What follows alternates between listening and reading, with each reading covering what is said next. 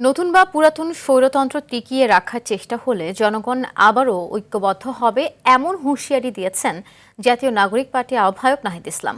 বিকেলে রাজধানী diploma engineers ইনস্টিটিউটে এনসিপিতে যোগদান অনুষ্ঠানে তিনি এসব কথা বলেন। তিনি বলেন, নির্বাচিত সরকার আসার পর গণভোটকে অস্বীকার করেছে, যে সংস্কারের মাধ্যমে বৈষম্য দূর করার কথা ছিল সেসব সংস্কার বাতিল করা হচ্ছে। বাংলাদেশকে বিপথে যেতে দেয়া হবে না। জাতীয় নাগরিক পার্টি এনসিপিতে যোগ দিয়েছেন যুবদলের সাবেক কেন্দ্রীয় সাংগঠনিক সম্পাদক ইসহাক সরকার, কন্টেন্ট ক্রিয়েটর নুরুজ্জামান কাফি, সামাজিক আন্দোলন কর্মী মহিউদ্দিন রনি এবং শেরেবাংলা একে ফজলুল হকের নাতনি ফেরসামিন হক ইকবাল। আবারও ব্যাংক লুটেরারা নানাভাবে ব্যাংক লুটেরাদের জন্য সুযোগ তৈরি করে দেওয়া হচ্ছে।